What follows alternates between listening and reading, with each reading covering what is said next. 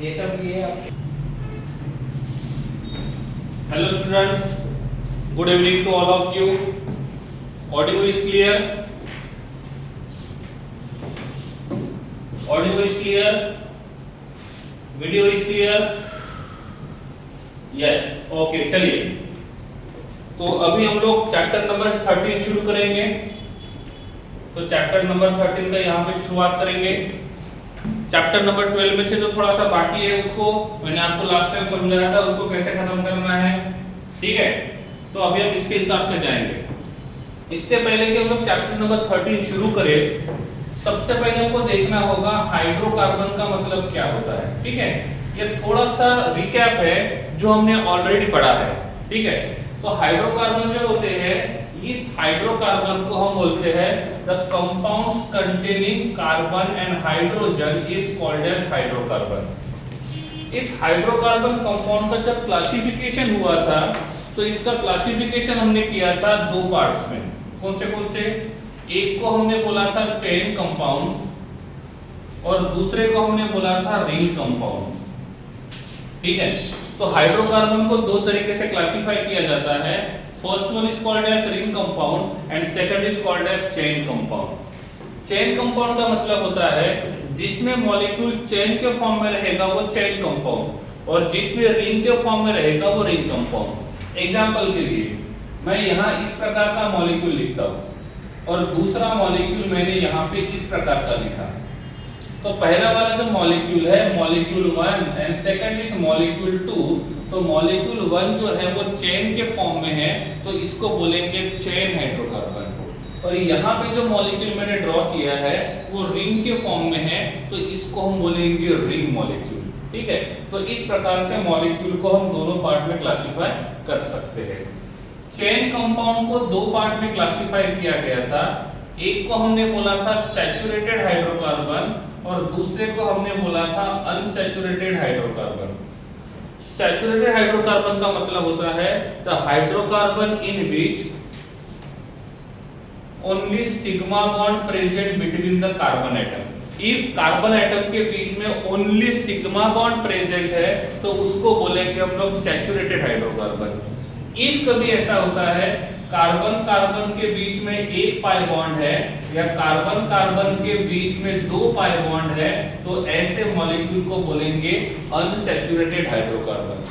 तो सैचुरेटेड का मतलब होता है only sigma bond is present between carbon atom if at least one pi bond, at least one, कम से कम एक पाई बॉन्ड भी प्रेजेंट होता है कार्बन कार्बन के बीच में तो उसको हम बोलेंगे अनसैचुरेटेड हाइड्रोकार्बन। एग्जांपल के लिए मैंने यहाँ पे लिखा है CH3 attached to CH2 attached to CH2 attached to CH3।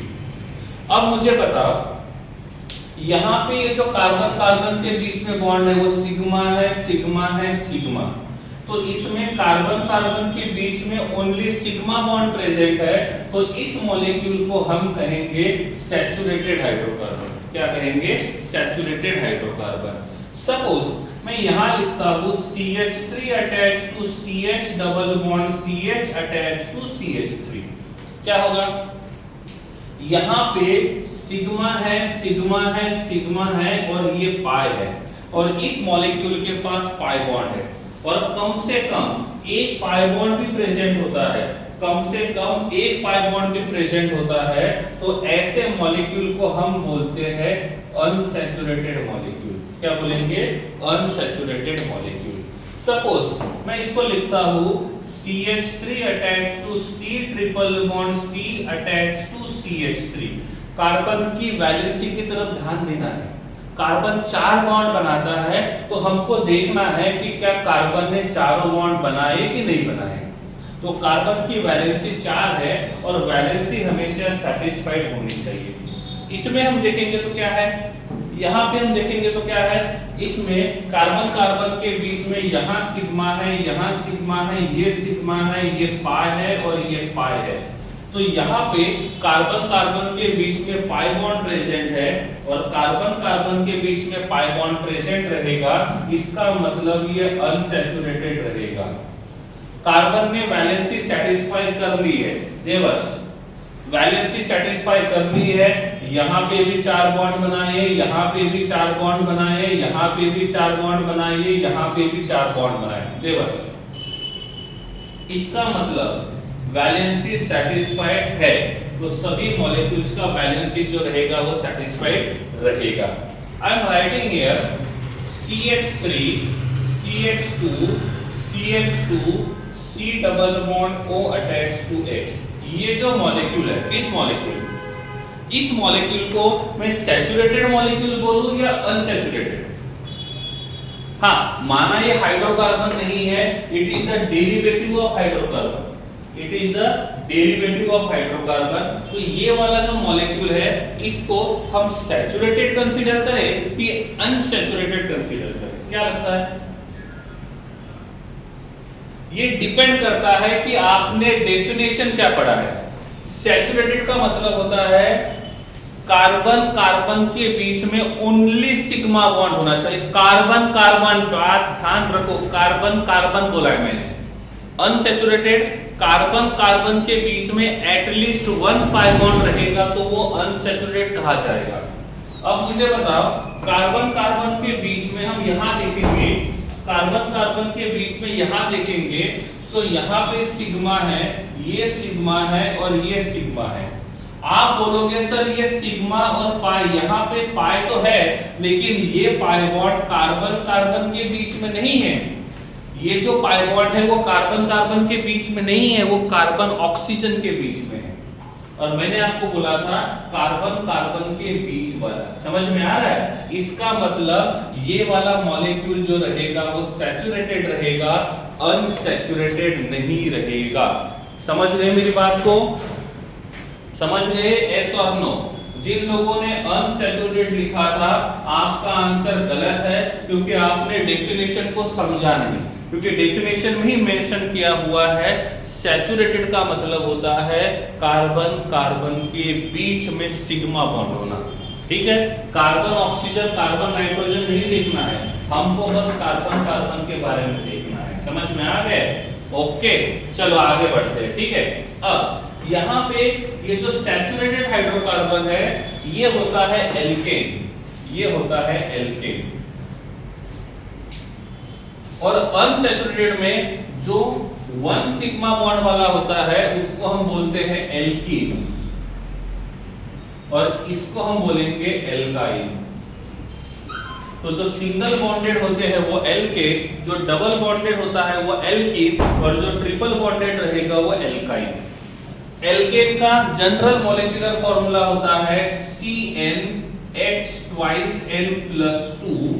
Alkene का फॉर्मूला होता है CnH2n, और एल्काइन का फॉर्मूला होता है CN2n-2। जितने कार्बन है उसके डबल हाइड्रोजन है तो एल्कीन, जितने कार्बन है उसके डबल +2 हाइड्रोजन है तो एल्केन, और जितने कार्बन है उसके डबल -2 हाइड्रोजन है तो एल्काइन। तो यहां से हमको पता चलेगा वो एल्केन रहेगा, एल्कीन रहेगा कि एल्काइन रहेगा। यहां तक क्लियर है? ये क्लियर हुआ? एल्केन, एल्कीन, अल्काइन क्लियर है तो हैंड रेज कर देना है।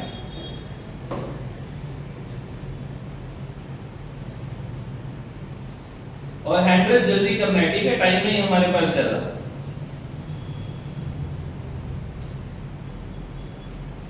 ओके, चलिए ठीक है। हाँ, जब भी कुछ डाउट्स हो तो चैट बॉक्स में लिख सकते हो, हम यहाँ से चैट बॉक्स रीड करेंगे और हो सके उस डाउट्स को हम लोग सॉल्व करेंगे। ठीक है? ओके, नाउ आफ्टर दैट हम रिंग को भी क्लासिफाई करते हैं। रिंग को कहते हैं हम लोग एलिसाइक्लिक, और दूसरा होता है एरोमेटिक। ये सब कुछ मैंने पढ़ाया है, ये सब कुछ मैंने पढ़ाया है, और थोड़ा सा रिवीजन भी कर रहा हूं मैं। ठीक है? तो एक होता है एलिसाइक्लिक, दूसरा होता है एरोमेटिक। एलिसाइक्लिक को फिर से 2 पार्ट में डिवाइड करते हैं, एक होता है होमोसाइक्लिक और दूसरा होता है हेटेरोसाइक्लिक। यहाँ पे भी होगा, एक रहेगा होमोसाइक्लिक और दूसरा जो रहेगा वो रहेगा हेटेरोसाइक्लिक। ठीक है? So this is about the classification of hydrocarbon. लेकिन यहां पे हमको जो पढ़ना है वो पहले पढ़ना है एल्केन इस चैप्टर में, उसके बाद हमको पढ़ना है एल्कीन, उसके बाद हमको पढ़ना है एल्काइल, और उसके बाद हमको एरोमेटिक कंपाउंड में पढ़ना है बेंजीन के बारे में। आप समझ जाओ ये चैप्टर 4 पार्ट में डिवाइड किया गया है। पहला पार्ट एल्केन, दूसरा पार्ट एल्कीन, तीसरा पार्ट एल्काइल और चौथा पार्ट रहेगा बेंजीन। तो अभी हम शुरू करने जा रहे हैं एल्केन, जिसका जनरल मॉलिक्यूलर फार्मूला होता है CnH2n+2। ठीक है, स्क्रीनशॉट निकालना है तो निकाल सकते हो। देव, डाउट है या हैंड रेज क्यों किया?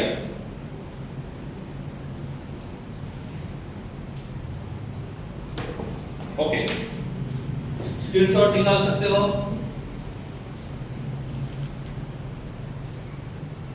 ओके, चलिए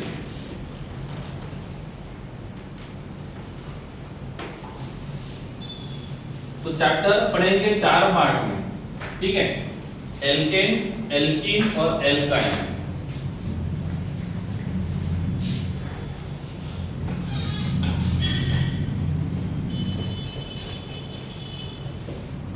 ठीक है, ओके। सबसे पहले एल्केन का इंट्रोडक्शन। इसका इंट्रोडक्शन देने की कोई जरूरत नहीं है। एल्केन में लिखेंगे इसका जनरल मॉलिक्यूलर फार्मूला CnH2n+2। इसमें जो कार्बन एटम रहेगा इसका हाइब्रिडाइजेशन sp3 रहेगा। इफ हाइब्रिडाइजेशन sp3 है तो बॉन्ड एंगल 109.5 रहेगा। इफ बॉन्ड एंगल 109.5 है तो इसका ज्योमेट्री जो रहेगा वो रहेगा टेट्राहेड्रल। ठीक है, जो काम की बातें है वो सभी इसमें लिखी हुई है। अब बॉन्ड एंगल इतना ही क्यों रहेगा और ज्योमेट्री यही क्यों रहेगा, आई थिंक यहाँ पे वो फिर से बताने की जरूरत नहीं है। ठीक है, इसलिए डायरेक्टली मैं शुरू करता हूँ नेक्स्ट इसका एल्केन के बारे में, और एल्केन के प्रिपरेशन मेथड पढ़ेंगे। क्या पढ़ेंगे? Preparation method.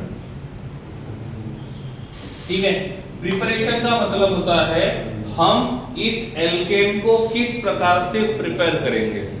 हम एल्केन को किस प्रकार से प्रिपेयर करेंगे। ठीक है, अब एल्केन को प्रिपेयर करना है तो आप रिएक्टेंट कोई भी यूज कर सकते हो, ऐसा नहीं कि यही यूज करना है। बस प्रिपरेशन मेथड में प्रोडक्ट एल्केन होना चाहिए, मतलब एल्केन मिलना चाहिए। आप रिएक्टेंट कोई भी लो, product must be alkane, product must be alkene.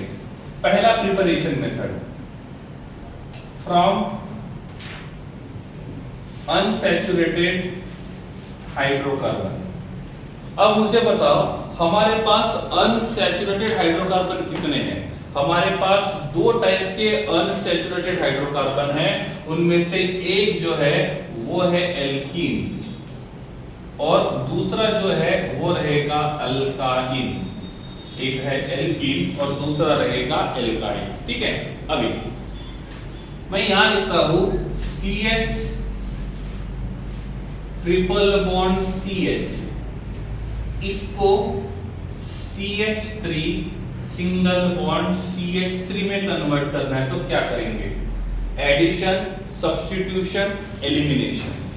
मैंने बोला है CH ट्रिपल बॉन्ड CH को CH3 सिंगल बॉन्ड CH3 में कन्वर्ट करना है तो क्या करेंगे? एडिशन करेंगे, सब्स्टिट्यूशन करेंगे, एलिमिनेशन करेंगे कि क्या करेंगे? एडिशन करेंगे। देखो रिएक्शन को समझेंगे कैसे, बताओ। इसके पास कार्बन कितने हैं? 2 और हाइड्रोजन कितने हैं? 2। तो ये हमारा रिएक्टेंट है। प्रोडक्ट में क्या है? कार्बन 2 है और हाइड्रोजन 6 है। अब मुझे बताओ हम रिएक्टेंट से प्रोडक्ट में गए तो नंबर ऑफ कार्बन एटम तो सेम है लेकिन number of hydrogen atom change हो गए। अब हम देखेंगे तो लेफ्ट साइड में नंबर ऑफ हाइड्रोजन 2 है और राइट साइड में नंबर ऑफ हाइड्रोजन 6 है। इसका मतलब हमको यहाँ पे हाइड्रोजन को ऐड करना होगा। और हमको तो पता ही है कि हाइड्रोजन जो होता है वो H2 के फॉर्म में प्रेजेंट होता है। हाइड्रोजन जो होता है वो H2 के फॉर्म में प्रेजेंट होता है। तो अब बताओ इस रिएक्टेंट को इस प्रोडक्ट में कन्वर्ट करने के लिए कितने H2 को यूज करना होगा, कितने H2 को यूज करना होगा, कितने H2 को यूज करना होगा, 2 H2 को यूज करना होगा। इसका मतलब इस रिएक्शन में हमने 2 H2 को ऐड किया और जिस रिएक्शन में हाइड्रोजन को ऐड करते हैं उस रिएक्शन को कहते हैं रिडक्शन रिएक्शन। इसका मतलब यहां पे हम जो रिएक्शन कर रहे हैं it is a type of reduction reaction. और जब भी हम कोई रिडक्शन रिएक्शन करते हैं, जब भी हम कोई रिडक्शन रिएक्शन करते हैं तो रिडक्शन रिएक्शन करने के लिए हमारे पास रिड्यूसिंग एजेंट होना चाहिए। हमारे पास क्या होना चाहिए, रिड्यूसिंग एजेंट होना चाहिए। तो रिडक्शन करने का काम करता है रिड्यूसिंग एजेंट। और यहाँ पे हम जो रिड्यूसिंग एजेंट यूज करने वाले हैं वो है प्लेटिनम या तो पलाडियम या तो निकेल। तो ये जो कैटलिस्ट होता है, ये जो रिड्यूसिंग एजेंट होता है, ये रिड्यूसिंग एजेंट H2 को सप्लाई करने का काम करता है। अब मुझे बताओ इस मॉलिक्यूल में मैक्सिमम कितने H2 ऐड कर सकते हैं, इस मॉलिक्यूल में मैक्सिमम कितने H2 ऐड कर सकते हैं। तो इस मॉलिक्यूल में मैक्सिमम 2 H2 को ऐड कर सकते हैं, मतलब इसका रिडक्शन करेंगे और ये रिडक्शन करने का काम करेगा रिड्यूसिंग एजेंट। और यहाँ पे हमारे रिड्यूसिंग एजेंट रहेंगे या तो प्लेटिनम या तो पलाडियम या तो निकेल। ये हाइड्रोजन को सप्लाई करने का काम करेगा। समझ में आ गया, क्लियर है। इस रिएक्शन का स्टेटमेंट क्या होगा, स्टेटमेंट लिखने के लिए रिएक्टेंट और प्रोडक्ट दोनों का नाम पता होना चाहिए। तो इसका नाम क्या है, इसका नाम है इथाइन और इसका नाम है इथेन, इसका नाम है इथेन। तो बोलेंगे देवर्ष नहीं, देवर्ष रिडक्शन के लिए reducing agent, reducing agent reduction करता है, खुद का ऑक्सीडेशन करेगा, समझे देवर्ष। रिड्यूसिंग एजेंट इसका रिडक्शन करेगा, खुद का ऑक्सीडेशन करेगा। कंफ्यूज नहीं होना चाहिए, ठीक है देवर्ष। आपने जो बोला है वो उल्टा, रिड्यूसिंग एजेंट रिडक्शन करेगा दूसरे का और खुद का ऑक्सीडेशन करेगा। यहां पे ये रिड्यूसिंग एजेंट इसका रिडक्शन करेगा और खुद का ऑक्सीडेशन करेगा। ओके, हाँ। तो ये है इथाइन और ये रहेगा इथेन। तो हम बोलेंगे ethyne on reduction in presence of platinum it is converted into ethane like this one. Okay, अब मैं यहां पे लिखता हूं CH2 double bond CH2 is converted into CH3 attached to CH3। अब देखो ये वाला रिएक्शन कौन सा है, एडिशन, सब्स्टिट्यूशन, एलिमिनेशन।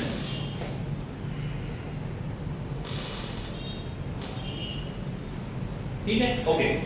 महावीर देखो रिड्यूसिंग एजेंट का काम होता है H2 को सप्लाई करना और ऑक्सीडाइजिंग एजेंट का काम होता है ऑक्सीजन को सप्लाई करना। दैट्स इट, इतना याद रखो महावीर।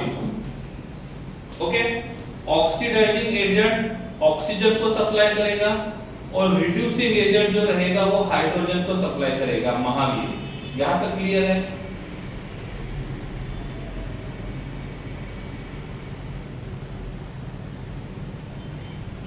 यस, तो इस रिएक्शन के लिए हमको 2 H2 चाहिए, H2 चाहिए, एक तो उससे फर्क नहीं पड़ेगा।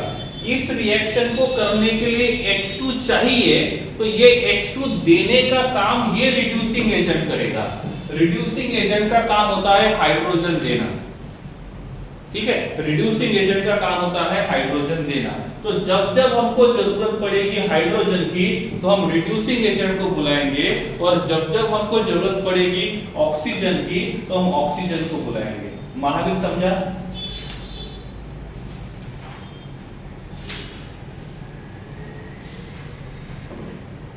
हाँ, रिड्यूसिंग एजेंट कैसे है वो पता चलेगा।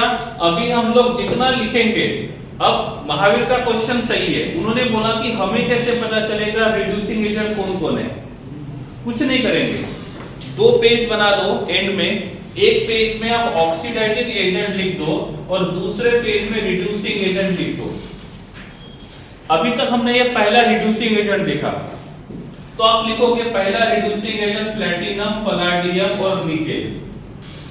उसके सामने उसका काम लिखोगे, क्या काम करेगा?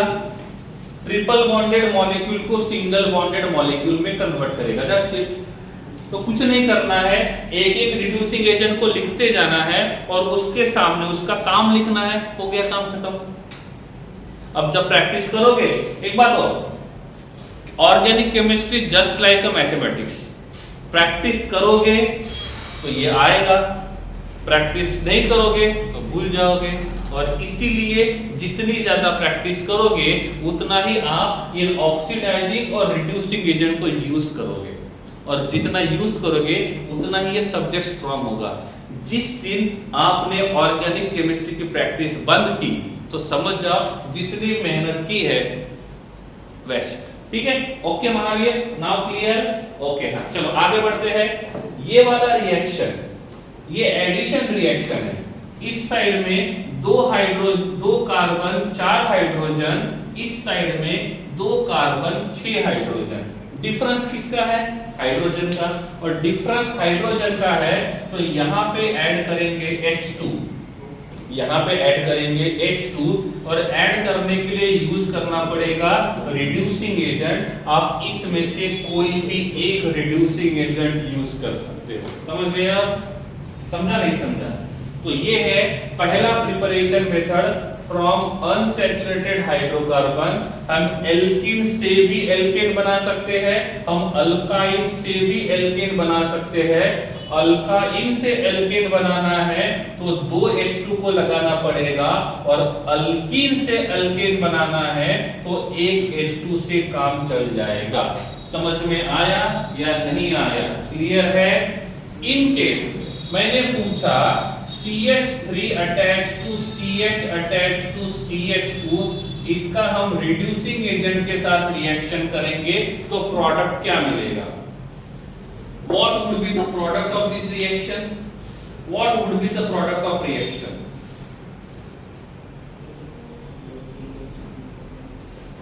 रिड्यूसिंग एजेंट का काम क्या होता है? H2 को सप्लाई करो, ठीक है, इसके पास पाई बॉन्ड कितना है? 1, इसका मतलब 1 H2 को यूज करना होगा।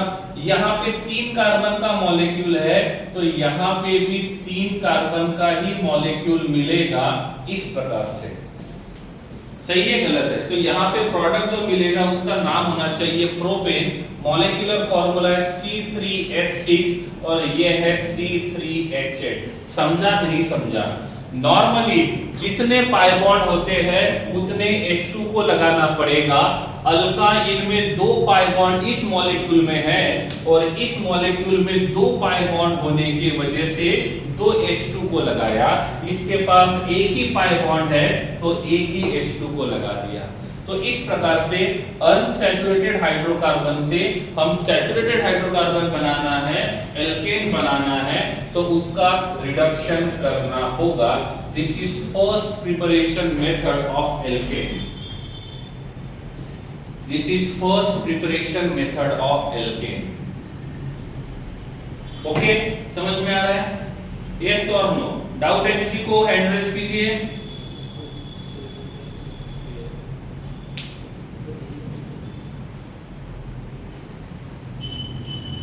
ओके, इधर ध्यान दें। एल्कीन और अल्काइन को एल्केन में कन्वर्ट करने के लिए हाइड्रोजन को ऐड किया, हाइड्रोजन को रिमूव किया।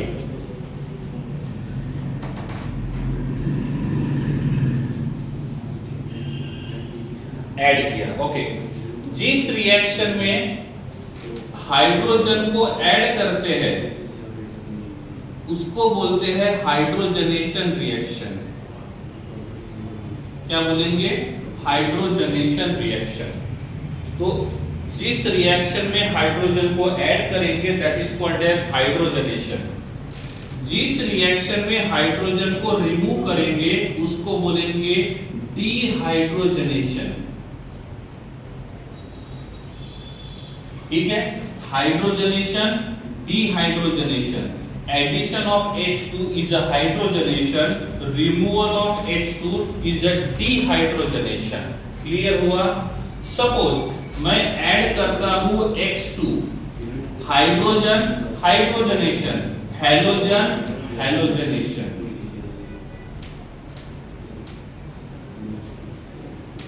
समझ में आ रहा है? हाइड्रोजन को ऐड करेंगे हाइड्रोजनेशन, हैलोजन को ऐड करेंगे हैलोजनेशन। क्लियर?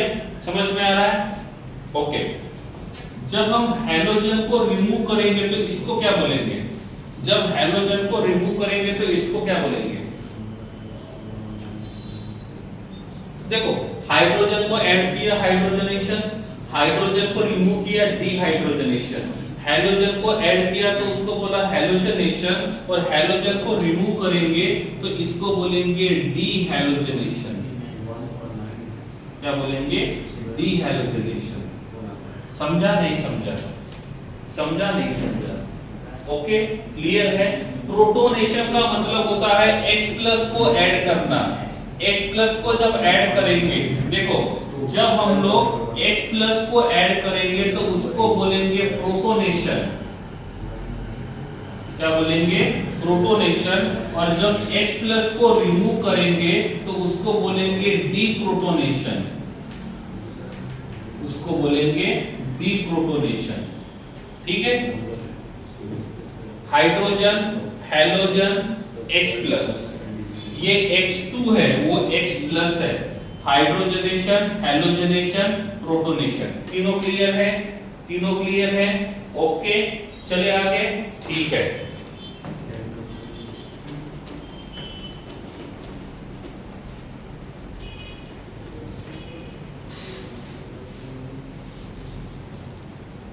हैलोजनेशन का काम क्या है आगे समझ में आ जाएगा। ठीक है देवज? ओके, हमने हाइड्रोजन को ऐड किया तो हाइड्रोजनेशन, हैलोजन को ऐड किया तो हैलोजनेशन। सपोज हम ऐड करते हैं XX को, तो इसको क्या बोलेंगे? Addition of hydrogen hydrogenation, addition of halogen halogenation. और जब दोनों को ऐड करेंगे, एक हाइड्रोजन और एक हैलोजन को ऐड करेंगे, तो इसको बोलते हैं हाइड्रो हैलोजनेशन।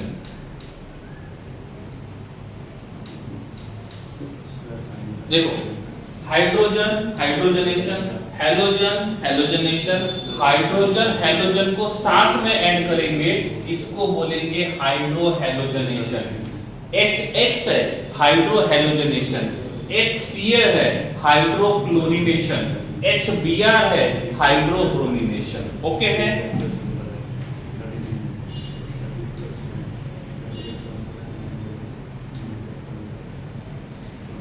ठीक है? ओके, इसको क्या बोलेंगे?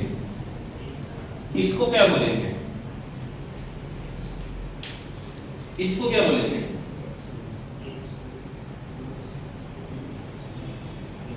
डीहाइड्रोहैलोजनेशन। वेरी गुड, इसको बोलेंगे डीहाइड्रोहैलोजनेशन। ये सब बेसिक्स है। देखो, अभी तक हम ऑर्गेनिक पढ़ रहे थे लेकिन रिएक्शन नहीं पढ़ रहे थे। रियल ऑर्गेनिक केमिस्ट्री अब शुरू होगा, जिसमें ओनली रिएक्शंस रहेंगे, थ्योरी नहीं के बराबर रहेगी। ठीक है? तो इसको बोलेंगे डीहाइड्रोहैलोजनेशन। सपोज हम एडिशन ऑफ H2O करते हैं तो क्या बोलेंगे?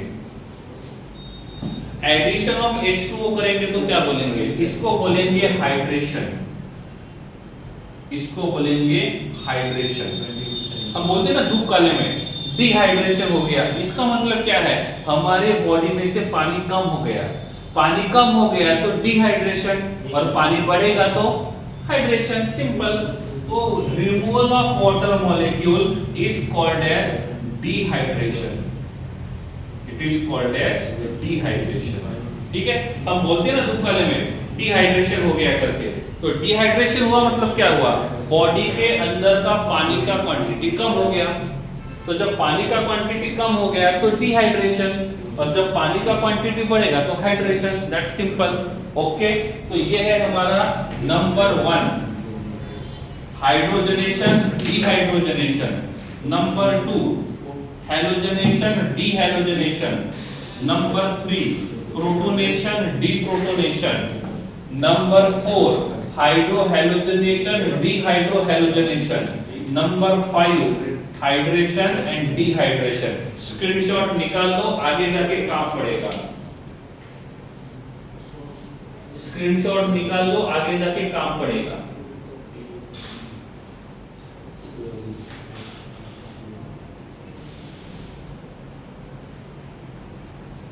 लिख लिया, वेरी गुड। ठीक है, पांचों क्लियर है, पांचों कंसेप्ट क्लियर है।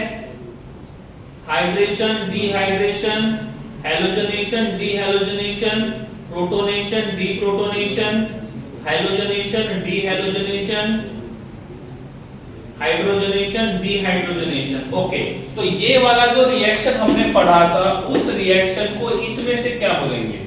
ये जो रिएक्शन हमने पढ़ा था, इस रिएक्शन को इसमें से क्या बोलेंगे?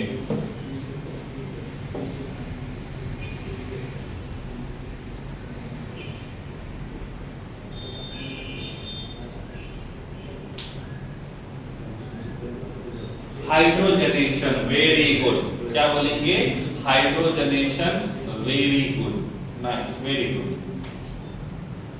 ओके ओके, इधर ध्यान दो, हमको वेज वाली सब्जी बनानी है। कौन सी सब्जी? वेज सब्जी, प्योर वेज वाली। और दूसरी जो सब्जी बनानी है वो पनीर की सब्जी बनानी है। दो अलग अलग, एक वेज सब्जी बनानी है और मिक्स वेज बोलेंगे, मिक्स वेज, और दूसरी पनीर की सब्जी बनानी है। क्या हम देखो, दोनों के दोनों सब्जी है, यस और नो? दोनों के दोनों करी है ना, बोथ आर सब्जी, यस और नो? यस। अब क्या मिक्स वेज की सब्जी बनाने के लिए जो मसाला यूज किया है और पनीर की सब्जी यूज करने के लिए जो मसाला यूज किया है, ये मसाला 1 है और ये मसाला 2 है। क्या दोनों सब्जी बनाने के लिए हम सेम मसाला यूज करते हैं या अलग अलग? जो मसाला हम वहां पे ऐड करते हैं वो सेम होता है या डिफरेंट होता है? डिफरेंट। हम ही सेम यूज करते हो?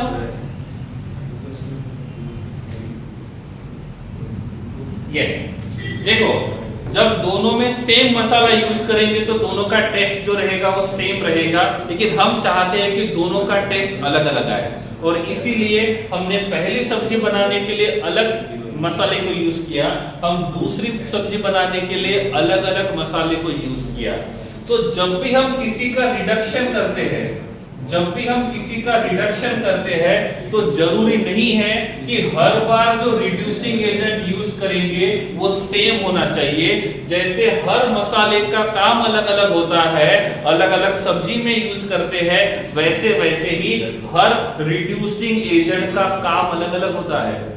हमने यहाँ पे पहला रिड्यूसिंग एजेंट कौन सा पढ़ा था? Nickel, platinum, Palladium. तो जरूरी नहीं है कि ये हर किसी को रिड्यूस करेगा, ये कुछ पर्टिकुलर कंपाउंड्स को ही रिड्यूस कर सकता है, हर किसी को रिड्यूस नहीं करेगा।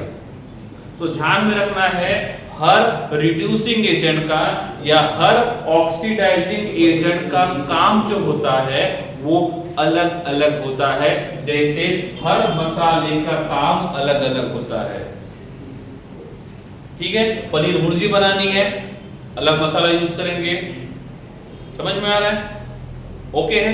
तो पनीर की भी अलग अलग सब्जी आती है और अलग अलग सब्जी बनाने के लिए भी मसाला अलग अलग यूज करते हैं। वैसे ही हर रिएक्शन के लिए जरूरी नहीं है कि एक ही रिड्यूसिंग एजेंट हमेशा यूज करेंगे। तो एक ही रिड्यूसिंग एजेंट पढ़ लिया और उसका झंडा लेके घूम रहे हैं कि यही रिड्यूसिंग एजेंट हमेशा काम करेगा, ऐसा नहीं है। ये डिपेंड करता है उस रिएक्टेंट के ऊपर, ये डिपेंड करता है उस रिएक्टेंट के ऊपर।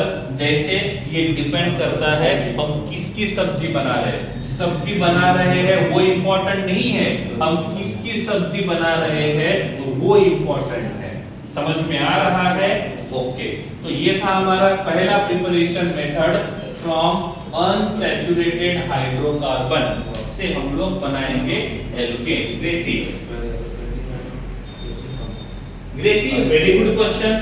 ग्रेसी ने क्वेश्चन पूछा है, हमें कैसे पता चलेगा कि कौन सा रिड्यूसिंग एजेंट कहां पे यूज किया है? सिंपल सी बात है, कौन से सब्जी में कौन सा मसाला यूज करना है ये कब पता चलेगा? जब आप सब्जी बनाओगे, बहुत बार सब्जी बनाओगे, आप सब्जी बनाने की प्रैक्टिस करोगे, तब जाके आपको पता चलेगा कौन से सब्जी में कौन सा मसाला ऐड करना है। वैसे ही जब आप बहुत सारे रिएक्शन देखोगे, जब आप बहुत सारे रिएक्शन की प्रैक्टिस करोगे, तब जाके समझ में आएगा कि कौन से रिएक्शन के लिए कौन सा रिड्यूसिंग एजेंट यूज किया है।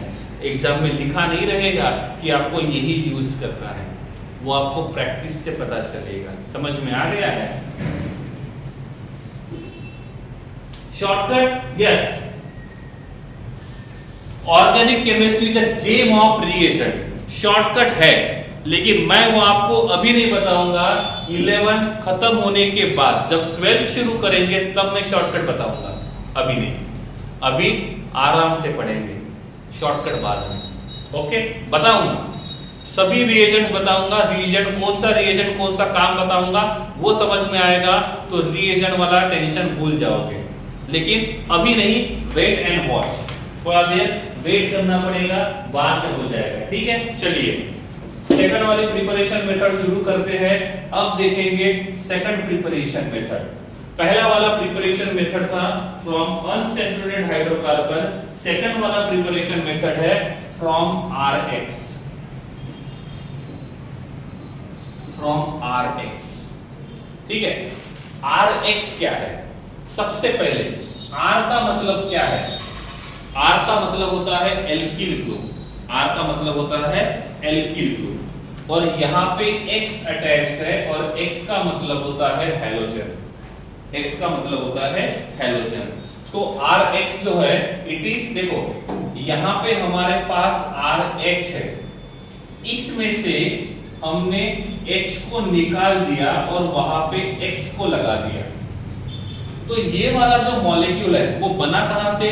वो RH से बना, और RH क्या है? एल्केन।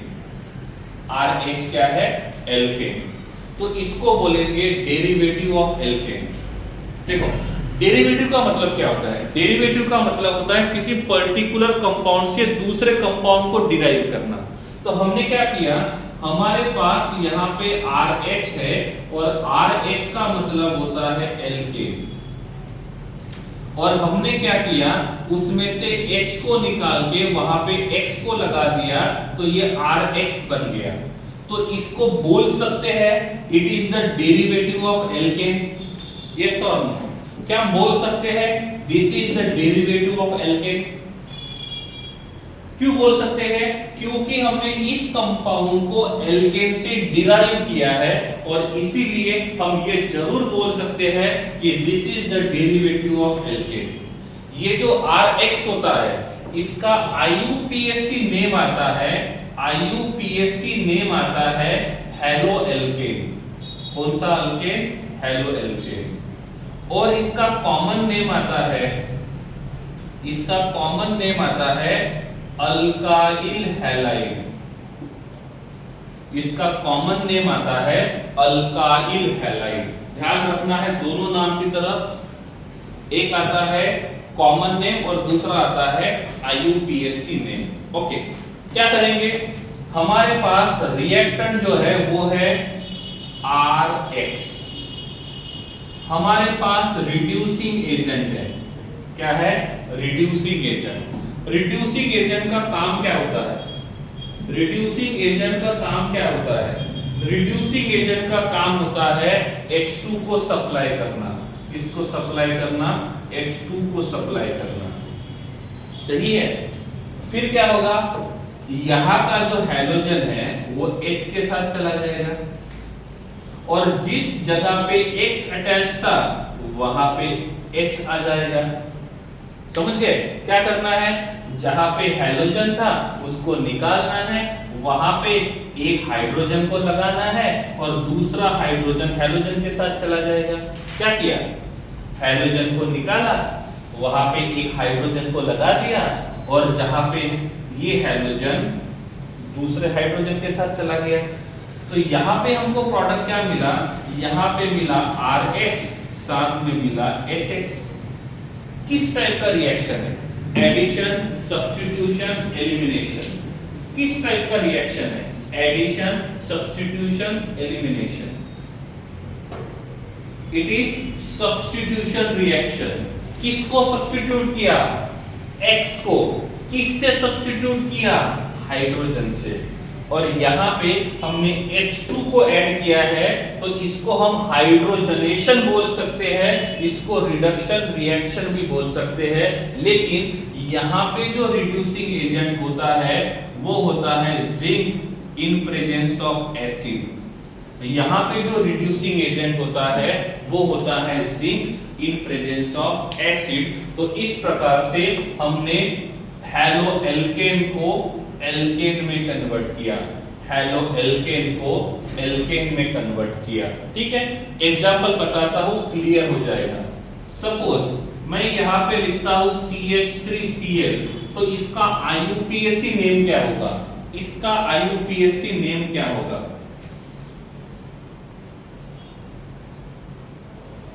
इसका IUPAC नेम क्या होगा? इसका IUPAC नेम होगा क्लोरोमीथेन। इसका IUPAC नेम रहेगा क्लोरोमीथेन। इसका कॉमन नेम क्या रहेगा?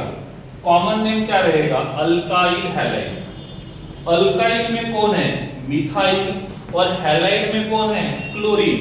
तो इसका नाम रहेगा मिथाइल क्लोराइड।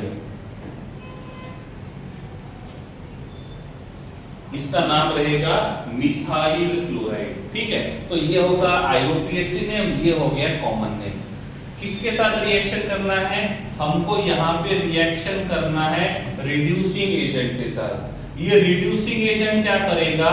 H2 को सप्लाई करेगा। तो हम क्या करेंगे? उसमें से Cl को निकालेंगे, हाइड्रोजन के साथ जाएगा और ये हाइड्रोजन यहाँ चला जाएगा। तो हमको प्रोडक्ट क्या मिलेगा? हमको प्रोडक्ट मिलेगा CH4, साथ में मिलेगा HCl। रिएक्शन समझा या नहीं समझा? नहीं समझा है तो हैंड रेज करना है।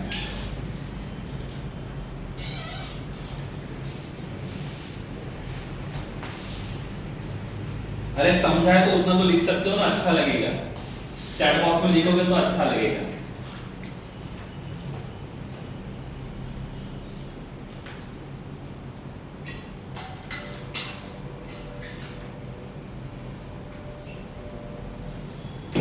दोनों नेम नहीं, दोनों में से कोई एक नेम लिखेंगे तो भी चलेगा। मैं प्रैक्टिस के लिए लिख रहा हूं ताकि आपको प्रैक्टिस होनी चाहिए कि नाम कैसा लिखते हैं, IUPAC में कैसा लिखेंगे और कॉमन में कैसा लिखेंगे। समझ में आ रहा है? ओके, ठीक है। One more example. Okay please, good, next, nice. CH3 CH2Cl का हम लोग रिडक्शन करेंगे, मतलब रिड्यूसिंग एजेंट को यूज करेंगे। तो रिड्यूसिंग एजेंट का काम क्या होता है? रिड्यूसिंग एजेंट का काम होता है H2 को सप्लाई करना। क्या सप्लाई करना? H2 को सप्लाई करना। ठीक है, तो यहाँ का Cl H के साथ जाएगा और ये यहाँ आएगा। जहां पे Cl होता है वहां पे हाइड्रोजन जाएगा। तो इसमें हमको जो प्रोडक्ट मिलेगा वो मिलेगा CH3 attach to CH3। Okay है, हमने Zn एंड HCl क्यों यूज किया एज अ रिएजेंट करके? यस, यहाँ पे Zn और HCl जो है वो रिड्यूसिंग एजेंट का काम करेगा। यस, यहाँ पे जो रिड्यूसिंग एजेंट है वो Zn है।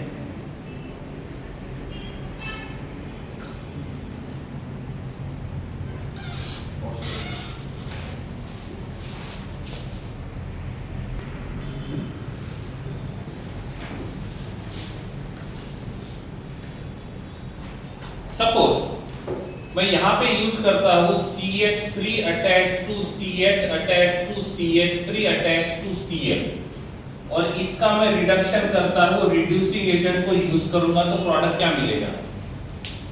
इस रिएक्शन का रिडक्शन करेंगे तो क्या प्रोडक्ट मिलेगा?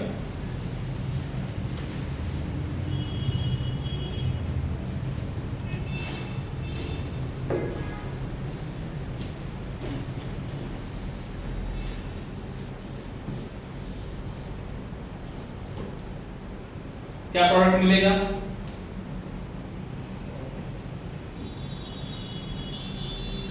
प्रोपेन। तो यहाँ पे प्रोडक्ट मिलेगा CH3 attach to CH2 attach to CH3। तो अभी हमने जो रिएक्शन देखा है ये कौन सा रिएक्शन है?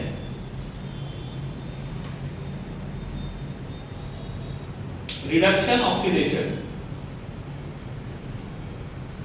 Reduction oxidation.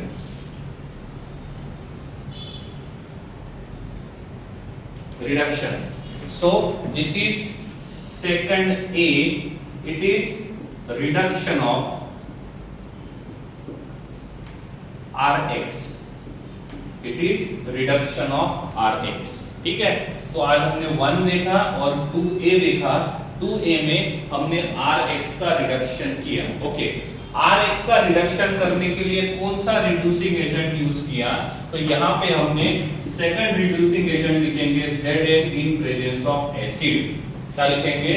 Zn in presence of acid. Clear है? देवर्स, लास्ट वाला समझ में नहीं आया, कोई बात नहीं, फिर से समझाता हूं। इधर ध्यान दो। हमारे पास था CH3 attached to CH attached to CH3 attached to Cl। हमने यूज किया रिड्यूसिंग एजेंट, तो ये हमको 2 हाइड्रोजन देगा। इनमें से ये एक हाइड्रोजन इस क्लोरीन के साथ जाएगा, और जब क्लोरीन यहां से चला जाएगा तो इस कार्बन के पास एक वैकेंसी होगा, तो उस वैकेंसी को पूरा करने का काम ये करेगा। तो क्या होगा? यहां पे हमको मिलेगा CH3 attached to CH attached to CH3 attached to hydrogen, और ये वाला हाइड्रोजन यहां से आया है। समझ गया? यस देवर्ष? ओके, महावीर क्या है? ये सब्स्टिट्यूशन रिएक्शन है। Yes, this is a substitution reaction. ये रिडक्शन रिएक्शन है, ये सब्स्टिट्यूशन रिएक्शन भी है।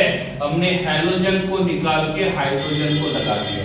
Yes Mahavir, this is the type of substitution reaction. आज के लिए इतना ही। इसमें कुछ डाउट्स होंगे तो पूछ सकते हो, अदरवाइज आज का सेशन यहीं पे खत्म करते हैं।